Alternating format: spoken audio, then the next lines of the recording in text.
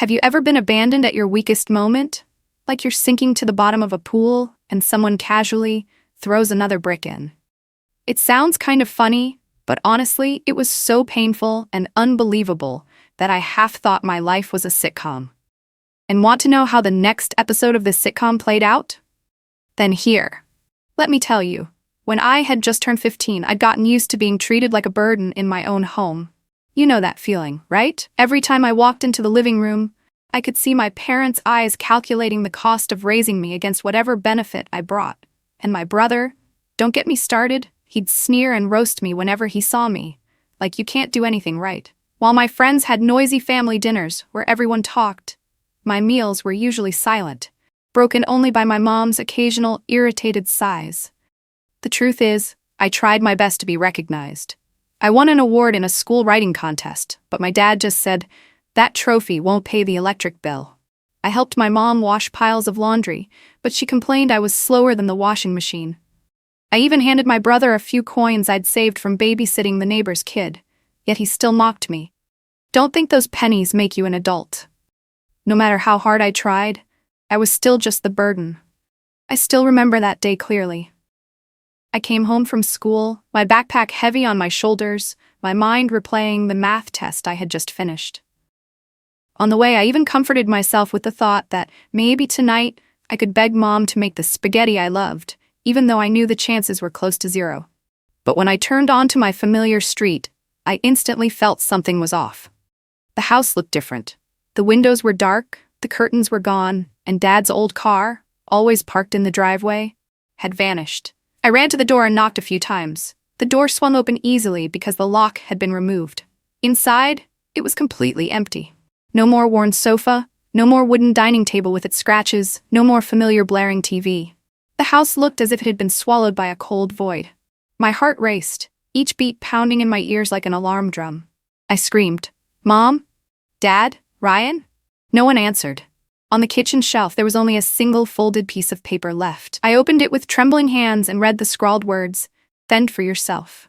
Only 4 words, no explanation, no apology, no address or phone number left behind. I stood there frozen, the paper trembling in my hands. My brain couldn't process it. Why? What had I done wrong? Was it because I spoke too loudly at dinner last night? Or because I forgot to clean my room? I tried to find a reason, any reason, to justify why my whole family had disappeared. The shock hit every cell. I was only 15. I wasn't old enough to have a legal job. I didn't even have my own ID card, didn't know how to drive, didn't know how to rent an apartment. And yet now they'd left me in this empty space, as if I were an extra item to be tossed aside. I walked through the house, hoping to find some sign. An old shirt, a photograph, anything to prove they still existed with me. But there wasn't. Everything had been neatly swept away. On the floor were scraps of paper from a tipped-over trash bin, as if they'd left in a rush, but still made sure to leave nothing that connected them to me. I collapsed onto the cold floor, the note still in my hand. For the first time in my life, I felt not only abandoned, but erased, as if I had never existed in their plans. Tears welled up, burning my cheeks. I tried to swallow them down so I wouldn't cry out loud, but the harder I tried, the louder my sobs became. I was only 15. At that age, my friends were getting rides from their parents to buy new shoes, while I was left behind like lost luggage. That night, I slept on the bare tile floor of the empty house, curled up in a thin jacket. Every sound from the street made me flinch. I had never realized how small I was. The darkness didn't just surround the house, it swallowed my heart whole. I didn't know what tomorrow would bring. All I knew was that from this moment on, my life had been split into 2 halves. Before I was abandoned, and after I became homeless. The next morning, when I woke up on the cold tile floor of the empty house, everything became even clearer. They had truly abandoned me. I dragged myself out of what used to be home, carrying my backpack with a few old outfits, a notebook, and exactly $40 I had hidden in my jacket pocket. I thought at least I could go back to the school dormitory and ask to stay, but as soon as I arrived, the manager blocked me and coldly announced that the lease had been canceled by my parents. I officially became someone with no support left, both figuratively and literally. The first 3 nights, I drifted from place to place where people wouldn't pay much attention to a wandering kid. A park bench, the steps behind the library, even a couch in the hospital lobby where patients' families slept. The biting cold and the chirping of insects made me shiver nonstop, but what scared me more were the prying eyes of strangers passing by. I pretended I was just waiting for someone, so no one would realize I had nowhere to go. The money I had kept shrinking. By the fourth day, I found a "for rent" sign hanging on an old storage lot. I begged the owner to let me pay up front with all the money I had left, just to use an abandoned container. He looked at me like I was already bankrupt, but since I handed him the cash right away, he agreed. From that day on, a rusty, cramped container, reeking of metal, became my bed. I used my backpack as a pillow, laid my only jacket out as a blanket, and told myself, at least it's a roof. But the truth was, life inside that metal box only stretched my misery further. During the day, it was stifling hot. At night, it was freezing cold. My meals were just expired loaves of bread, bought cheap from the supermarket before they tossed them out. Drinking water came from public park faucets, always with that faint metallic taste. Showering was a whole ordeal. I bought the cheapest gym membership just so I could rinse off with clean water a few times a week. I always tried to act normal, like I was just another 15-year-old coming to work out, when in reality I was only there to wash the dust off my body. After days of running around looking for work and getting rejected for being too young, I was lucky enough to meet a gas station owner who needed someone for night shifts. He knew I wasn't old enough, but he still nodded, as long as I worked quietly and took cash. I agreed instantly. I had no other choice. Every night, from 10 p.m. to 6 a.m., I sat behind the counter, selling snacks and gas, scrubbing public toilets, and chasing off drunk guys who came in to cause trouble. That job was full of risks. One time, a man in a hoodie burst in, shoved a rusty knife right up to my face, and demanded I empty the register. I was shaking all over, my hands frozen stiff, but I still did what he said. After he ran off, I collapsed onto the floor, drenched in sweat, my heart pounding so fast I thought it would explode. I had nearly lost my life over a handful of bills. That night, back in the container, I hugged my knees and cried, caught between terror and rage. At just 15, I had already faced a kind of fear many adults never experience in their entire lives. Yet the hardship hadn't let go. Once, in the middle of a shift, I felt dizzy, and my vision went dark. I tried to stay standing, but my legs had no strength left. Everything blurred, sounds faded, and I collapsed right at the register. When I opened my eyes, I found myself lying on a plastic chair in the small break room at the back of the station. A regular customer, a middle-aged man who often bought coffee and the paper, had rushed over to help me. He looked at me with a mix of concern and pity, handed me a bottle of water, and said sternly, "You can't keep living like this." I didn't know how to respond, so I just nodded, tears streaming down my face. I felt both ashamed and relieved. Ashamed that I'd fallen so low, but relieved that for the first time in weeks, someone actually cared about me as a human being. He didn't ask much, just requested my contact information. The next day, he came back and placed a slip of paper in front of me with an email address written on it. He said a friend of his needed someone to do remote data entry, simple work, paid by the hour, and all it required was an old computer.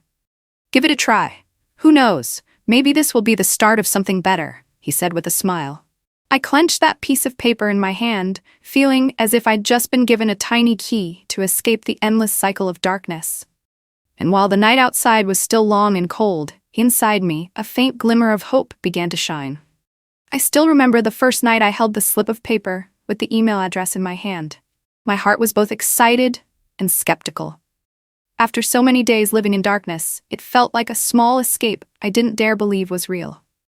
I found a battered old laptop at a second-hand shop, its keyboard missing a few keys and the corner of the screen cracked, but it was enough for me to start the data entry job.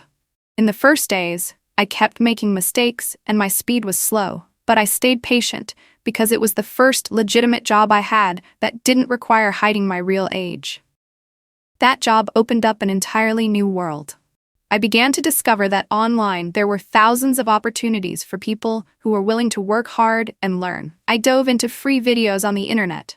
How to use spreadsheets, how to do basic photo editing, how to design documents to look more professional. During the day, I buried myself in that old laptop to study and work online. And at night, I went back to the gas station for my shift. But every time I returned to the container, I'd fire up that rickety laptop again and study until my eyes could no longer stay open. Each new skill I learned felt like a small brick, helping me build a bridge out of the darkness. As the months went by, I kept grinding through every report, every data file I entered. At first, the money I made was just enough for slightly better food and to pay for internet. But little by little, I gained more clients, and some even recommended me to their friends. I started branching out into basic design, making simple posters, creating flyers for small shops. My first products were clumsy, but clients still paid because I worked hard, listened to feedback, and always delivered on time. When I turned 20, everything had changed dramatically. I no longer slept in that freezing container. With the money I'd managed to save, I rented a tiny room in a low-income building. It had nothing more than a bed, a wobbly wooden desk, and a window stuck shut. But to me, it was paradise. For the first time in years, I had a place I could truly call home. The simple feeling of locking the door from the inside, switching on a desk lamp, and knowing I'd sleep safely that night was a kind of happiness I had never appreciated before. With a roof over my head, I threw myself even harder into work. I started a small online design service, posting ads on forums and freelance platforms. At first, my clients were just corner stores and local diners, but gradually, the order list grew longer. I created a personal page and uploaded the projects I completed to build credibility. There were nights I worked straight until morning, tweaking colors and adjusting fonts to fit each client's vision. It was exhausting, but I could feel myself moving forward step by step, no longer that 15-year-old kid wandering the streets. Then a big opportunity came when a young startup reached out, wanting to hire me as a full-time remote design collaborator. It was the first time I'd worked in a professional environment, with a team, clear plans, and a steady paycheck. I was so happy I burst into tears the moment I read the confirmation email. I thought I had finally escaped those dark days for good. But life never moves in a straight line. Just 6 months later, the company suddenly announced bankruptcy. Their final email was only a single sentence: "We're sorry we can't continue the contract." I lost all my active projects, never received my last month's pay, and watched my financial plans collapse again. I sat frozen in front of the screen, feeling like everything I'd built had been a sandcastle washed away by a single wave. But I was no longer that 15-year-old kid crying her eyes out in an empty house. I had learned that failure was just another step on the long staircase. I let myself grieve for a few days, then got up and started rebuilding from scratch. I opened accounts on social media, shared free design work to draw attention, joined online groups, and posted about my journey of starting from nothing. To my surprise, that story resonated with many people. The first small orders came back, then more, then steady work. This time, I didn't put all my trust in a single company. Instead, I diversified my clients and built my own personal brand as a professional freelancer. I studied online marketing, learned how to create a unique style, and slowly but surely rebuilt my career from the ashes. And every time I saw a satisfied client, I reminded myself, I don't need anyone else to validate my worth, except me. I had gotten used to my new rhythm of life after years of rebuilding on my own. Work had become steady, clients kept growing, and I no longer felt dread every time I opened my bank account. But just when I started to feel lighter about the present, the past came knocking. One late evening, my phone buzzed with a message from an unknown number. The content was just a few words. "Mom and Dad miss you. They want to see you." The sender's name flashed clear. Ryan, my brother. The same brother who vanished with my parents when I was 15, leaving me to fend for myself. I read that message over and over, my heart tangled. After all those years of silence, the first thing they sent wasn't an apology but some hollow line, as if everything could just be erased. Before I could even reply, my inbox pinged with a new email, this time from Mom. The subject line read, "Family has always been here." She had attached a few old photos, me as a little girl, laughing on the grass, me and Ryan building a snowman, the whole family posing on a picnic. Moments that once looked warm, now only felt fake. The email itself was the same, its tone distant and cold, like something you'd write to an old coworker, not to your own daughter. I was still confused when, a few days later, the phone rang again. This time it was a direct call from my father. His voice was hoarse and urgent. Without beating around the bush, he said bluntly, "We're in trouble. The business went bankrupt. Your mother is seriously ill. We really need your help." I fell silent, not from emotion, but stunned by the brazenness. After all those years of disappearing, the first thing he chose to talk about was money. There wasn't a single question about how I'd been living or whether I was even okay. Only debts, sickness, and an expectation to be rescued. It didn't stop there. A few weeks later, I got a call from a distant relative, just checking in. The very first thing they said made me freeze. "Chloe, is it true you ran away from home because of mental health issues?" I was speechless. So all these years, my parents had been spreading the story that I was unstable, that I had run away on my own and cut contact with them. They had turned me into the traitor of the family, just to cover up the truth, that they were the ones who abandoned me when I was still a child. The feeling of betrayal doubled, like the old wound wasn't enough, so they decided to grind salt into it with lies. I was shaking with anger, but I forced myself to stay calm.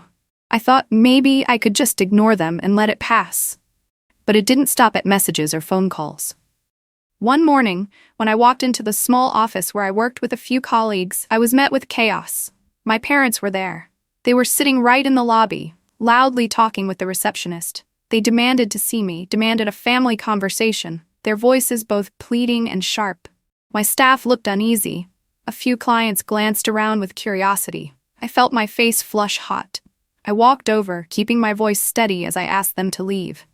But instead of backing down, they ramped up the pressure, raising their voices with accusations. "You're ungrateful. Have you forgotten who raised you?" I could hear the murmurs behind me, my employees unsure how to handle the scene. One coworker gently suggested they leave so as not to disrupt business, but my father's tone grew harsher, hinting that I owed them, that I had an obligation to help.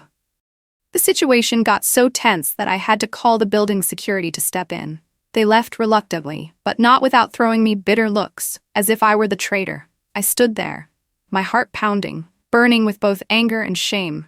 Not just because they dared to storm into my workplace and cause a scene, but because they were trying to drag me back into the black hole I had fought so hard to escape. In that moment, I understood one thing. Their years of silence weren't out of regret. It was simply because they didn't need me. And now that I had something of my own, they came back not to make amends, but only to demand. A few weeks after the office incident, I received a new job application. The name on it made my stomach drop. Ryan. My brother. In the application, he wrote flowery lines about his management experience and his desire to contribute to the growth of the company. But I knew better. This wasn't about career ambition. It was his way of trying to worm back into my life under another pretense. I didn't respond to the application, but Ryan didn't stop. He sent more emails, more messages, even used mutual acquaintances to pressure me. Every line he wrote only deepened the bitterness. When I was broke and wandering the streets, he was nowhere to be found. But now that I had a career, he showed up, hiding behind work, as a way to take advantage. The breaking point came when a major newspaper reached out, wanting to interview me about my journey from nothing to running my own company. I wrestled with the decision for a long time. Should I tell the whole truth? Would exposing my pain make me look petty? But then I remembered my father's sneering eyes, my mother's fake tone, and my brother's shameless persistence. I realized that if I didn't speak up, they would keep spinning lies, keep smearing me in front of relatives and society. In the interview, I told my story in the most honest way. I didn't embellish, I didn't dramatize.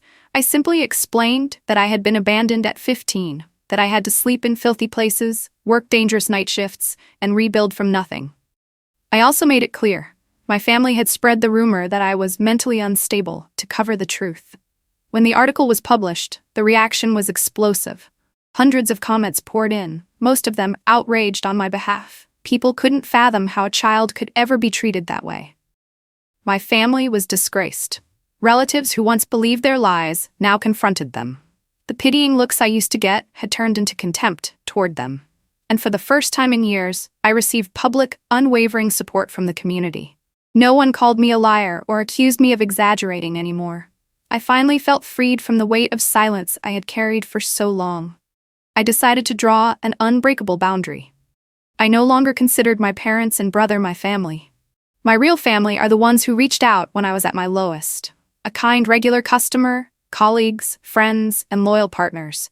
They are the ones I choose to build my new family with. And now, I want to ask you, If you had been abandoned before you were even grown, and they came back demanding the right to call themselves family, would you choose to forgive or cut ties forever? I truly look forward to your answers in the comments.